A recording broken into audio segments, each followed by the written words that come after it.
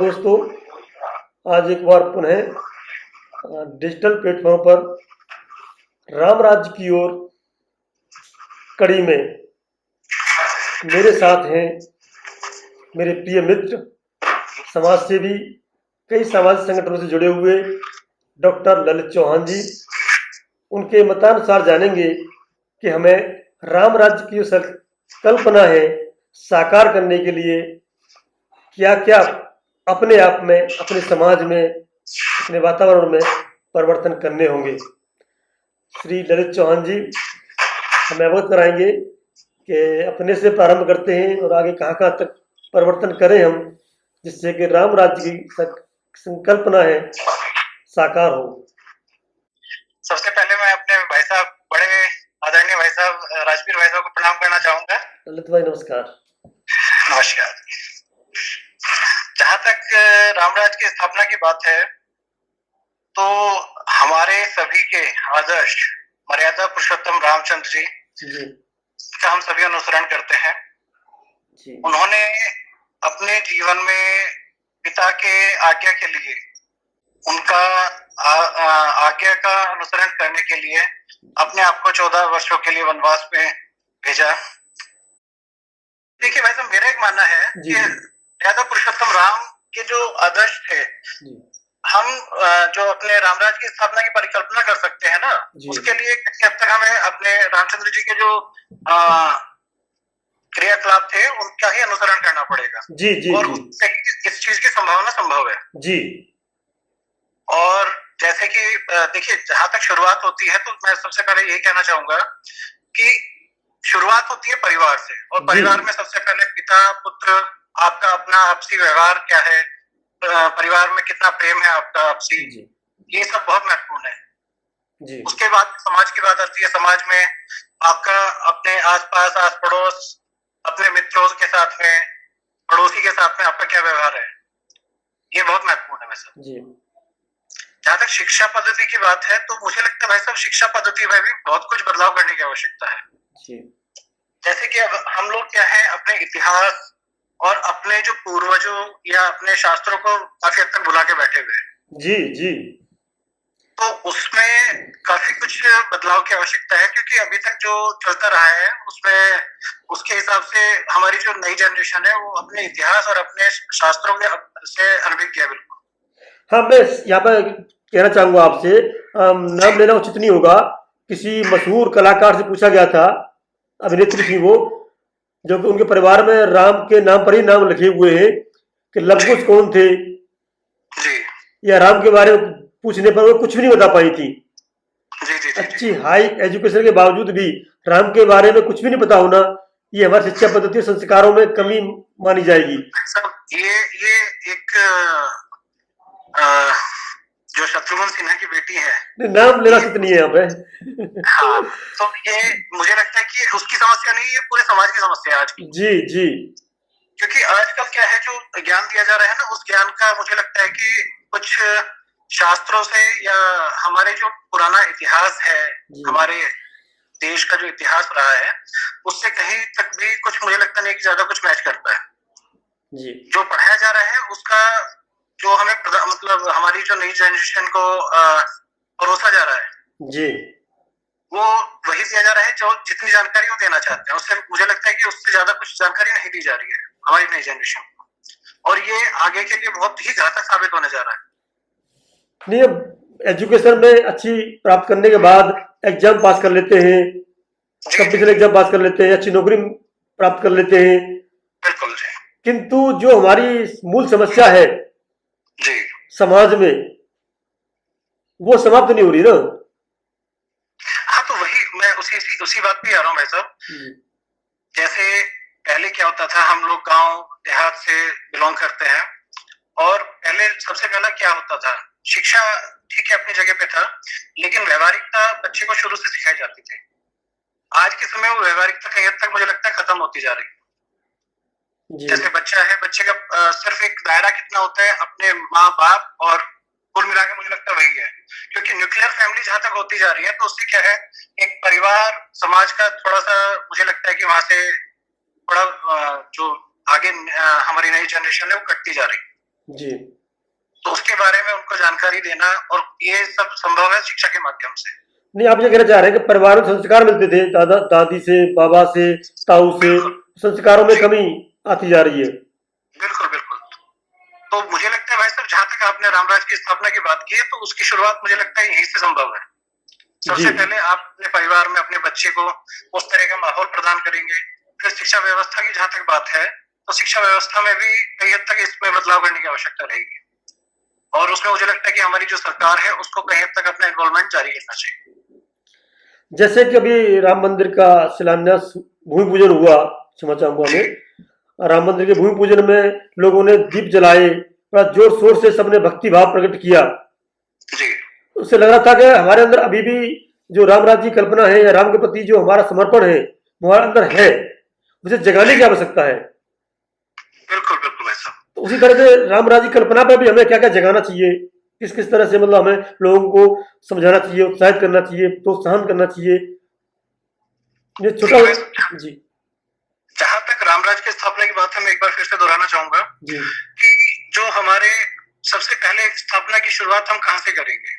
जी जैसा कि आपने कई बार आरएसएस के कई कार्यक्रमों में या वैसे भी देखा होगा, वो जी बात की शुरुआत करते हैं अपने परिवार, अपने वंश के साथ में। जी सबसे पहले आप अपने वंश के ऊपर, अपने परिवार, अपने जो नई जनरेशन है, हमारी जो युवा पीढ़ी आ रही है, उस पर अगर हम ध्यान देते हैं, क्योंकि जो माहौल मिलता है वो परिवार से मिलता है। जी जो आपको परिवार में आपके माँ बाप, आपके दादा दादी के माध्यम से जो परोसा जाएगा, वही आप आगे समाज को दे पाएंगे। जी इसकी शुरुआत सबसे पहले परिवार से होगी। परिवार के बाद में आप अपने जो भी नजदीकी मित्र हैं, रिश्तेदार हैं, वहां इसमें कई हद तक व्यवहारिकता के माध्यम से बदलाव की कोशिश कर सकते हैं। नहीं, आपने बहुत सही कहा कि परिवार से मिलेगी, किंतु अभी देखा गया है, आपने समाज में देखा होगा, जिस परिवार से बच्चा पढ़ लिख करके कोई पद में पहुंच जाता है, जी उस परिवार के प्रति उसकी जिम्मेदारियां समाप्त मान लेता है। राम राज्य की कल्पना कहां साकार हो पाएगी? पारिवारिक नहीं समझदारी आ रही उसमें कि परिवार को साथ लेके चलना है मुझे।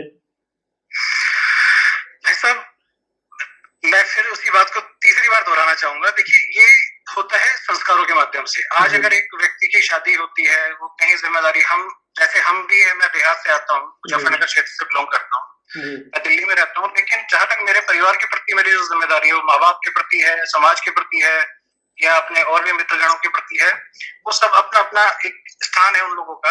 और अगर हम जिम्मेदारी को समझ के चलेंगे, तो मुझे लगता है कि ऐसी कहीं भी समस्या का हमें कहीं सामना नहीं होगा। आप कहना चाह रहे हैं सब अपनी जिम्मेदारी निभाएं? बिल्कुल बिल्कुल जी। जिम्मेदारी निभाने की बारे में बात कर रहा हूं मैं भी, कि हमारे परिवार से हमारा कोई व्यक्ति, जी आपने बहुत देखे होंगे, अफसर बन जाते हैं, अच्छे पदों पर पहुंच जाते हैं, और बड़ा खेद का विषय है ये जी कि पर जो छोटे भाई जो गांव में रहते हैं, उनके परिवार वाले, उनसे वो हिस्सेदारी की उनसे ज्यादा अपेक्षा करते हैं। जी जी जी। तो ये संस्कार प्राप्त किए, सब कुछ होने के बावजूद भी ऐसा परिवर्तन उनमें क्यों आ जाता है? देखिए भाई साहब, मुझे लगता है कि आज की जो व्यवस्था प्रणाली है, कहीं हद तक उसमें बदलाव की आवश्यकता है। जी जो जैसे हमारे गांव में कई लोग हैं जो अपने परिवार से निकले हैं, अच्छे पद पे बैठे हैं, जी तो मुझे लगता है कि जब तक वो लोग अपने परिवार को साथ नहीं लेके चलेंगे, जी तो इसमें परिवर्तन मुझे नहीं लगता कि आ पाएगा। क्योंकि जो गांव में है, उनकी एक उम्मीद बंधी होती है, गांव में है या कहीं पे भी है, किसी भी दायित्व पे है वो, तो उन सभी की एक उम्मीद होती है अपने से ऊपर जो बैठे हैं समाज में हो। आपने देखा होगा कि हमारे समाज में भी कई लोग ऐसे हैं जो अच्छे दायित्व पे हैं, लेकिन वो अपने समाज के प्रति जिम्मेदारी को भूल गए हैं।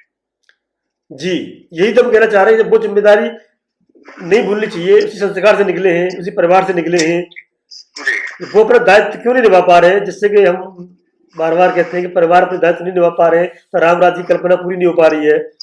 तो इसमें कहाँ परिवर्तन लाना है? हमें उनको क्या बताना है कि जिससे कि वो अपने दायित्व निर्वहन में चूक न करें? ऐसा भी यही एक चर्चा का विषय है कि उन लोगों को कैसे इसके लिए एनकरेज किया जाए, जागृत किया जाए, वो जिस दायित्व में बैठे हैं। क्योंकि आपने भी देखा होगा कि कई लोग हैं जो अच्छे दायित्व पे हैं, अच्छी पोस्ट पे बैठे हैं, लेकिन क्या होता है जब वो उस पोस्ट से हटते हैं, तो उसके बाद में वो उम्मीद करते हैं समाज से कि समाज उनके पूछे। जी, समाज याद आता है उनको। परिस्थिति उसके विपरीत हो जाती है, क्योंकि जब वो किसी दायित्व पे होते हैं तो वो समाज के प्रति उनकी कोई जिम्मेदारी नहीं समझते हैं जी, और जब वो अपने दायित्व से हटते हैं तो समाज भी उनको फिर उतनी ही अहमियत देता है जितना उन्होंने उस समय पे अपने समाज को दी थी। आपने बिल्कुल सही कहा ललित साहब कि चौहान साहब के आपने समाज में जो उत्तरदायित्व है जो उनके निभाने चाहिए नहीं निभा पा रहे। छोटा सा उदाहरण दूंगा यहाँ पे मैं एक व्यक्ति अपने 2 भाई थे वो और वो शहर में नौकरी करने आ जाता है, सरकारी नौकरी करता है, उसकी पत्नी भी नौकरी करती है और कालांतर में उसकी बेटी बड़ी होती है और उसकी भी जॉब लग जाती है।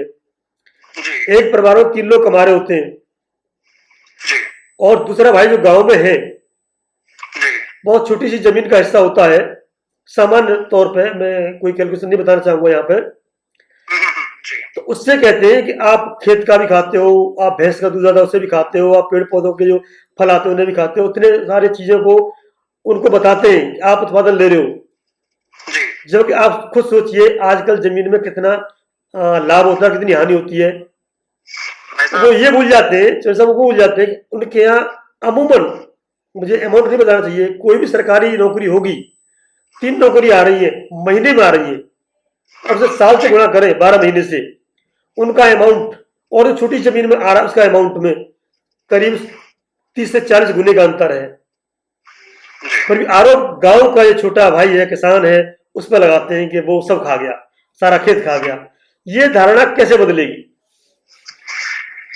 इस विकट मानसिकता को चेंज करने का भाई साहब कहीं हद तक मुझे लगता है कि इस पे काम करने की आवश्यकता है जी, क्योंकि ये उस व्यक्ति को समझना होगा कि जो व्यक्ति किसान है, आज किसान की क्या स्थिति है वो किसी से नहीं छुपी हुई जी। लगातार हर वर्ग में आप देखते होंगे कि आज भी अगर अभी जैसे कोरोना काल से पूरा देश, पूरा समाज जूझ रहा है, उसमें एक किसान एक ऐसा ही माध्यम रहा है जिसने बिना किसी लालच, लोभ लालच के अपनी ड्यूटीज को प्रॉपर निभाया है। जी बिल्कुल, सब्जी पहुंचाई है, खाद्यान्न पहुंचाए हैं, सही बात है। और ये भी आपने देखा होगा कि उसने कहीं भी कोई उसके, जैसे आपने देखा होगा कि कहीं भी कोई मूल्य उसने कहीं किसी भी चीज का नहीं बढ़ाया, जो जैसे चल रहा था चीज सिस्टम के माध्यम से चलता रहा। बिल्कुल सही है। किसान को उसका आज भी कहीं से कहीं तक कोई लाभ नहीं मिलता, चाहे वो आप किसी भी वर्ग के किसान को देख लीजिए, चाहे वो सब्जी की खेती करता है, गन्ने की, तो जो बड़े दायित्व पे बैठे हैं और जो इस तरह से कृषि के क्षेत्र से आते हैं, बिलोंग करते हैं, जिनका पृष्ठभूमि एक तरीके से कृषि रही है, तो उनको समझने की आवश्यकता होगी। मुझे लगता है कि उनका कहीं ना कहीं हद तक इसमें सहयोग की आवश्यकता रहेगी। नहीं, सहयोग की आवश्यकता रहेगी, यही हम जानना चाह रहे हैं कि भाई अगर वो अपने आप को जागृत कर ले, समाज के प्रति उत्तरदायित्व निभाना शुरू कर दें, यही इसी तरह हमारा प्रारंभ होगा। जो हमारी संकल्पना है कि भाई सोचे कि मेरे पास, जैसे उदाहरण में बताया मैंने कि 3 सैलरी आ रही है और किसान सबसे ज्यादा आत्महत्या करने के कगार पे है और कर भी रहे, आपने देखा होगा। इस परिवर्तन को हमें समझाना है, जागृत करना है और हम सब चाहेंगे कि छोटी शुरुआत हुई है, मैं ललित चौहान जी के साथ वार्ता कर रहा हूँ, कल किसी दूसरे भाई के साथ भी हम वार्ता करेंगे और ये बताएंगे कि हम आपस में जो संकल्पना लें कि हमारे जितना भी परिवेश है, हमारे आसपास के वातावरण है, जो भाईचारा है हमारा, कैसे वहां से संदेश दे सके हम कि हम भाई सब बराबर हैं और कहाँ कमी से पूरा करेंगे। हम अपने आप से, अपने परिवार से प्रारंभ करें। तो मैं ललित चौहान जी से आशा करता हूँ कि कम से कम वो सही है और अपने परिवार के आसपास के लिए ये उदाहरण बन के साबित होंगे कि भाई हम अपने परिवार को साथ लेके चलेंगे और जो गलतियां कुछ लोग कर रहे हैं उनको सीख मिल सके, ऐसा उदाहरण पेश करेंगे। और इसी के साथ में बहुत बहुत धन्यवाद देना चाहूंगा ललित चौहान जी का, उन्होंने समय दिया हमें। और दोस्तों, आपसे कहना चाहूंगा, अगर हमारी राम राज्य की संकल्पना में ललित चौहान जी के विचार अच्छे लगे हैं तो सब्सक्राइब जरूर करें, लाइक जरूर करें। और इसी के साथ भाइयों को नमस्कार, प्रणाम।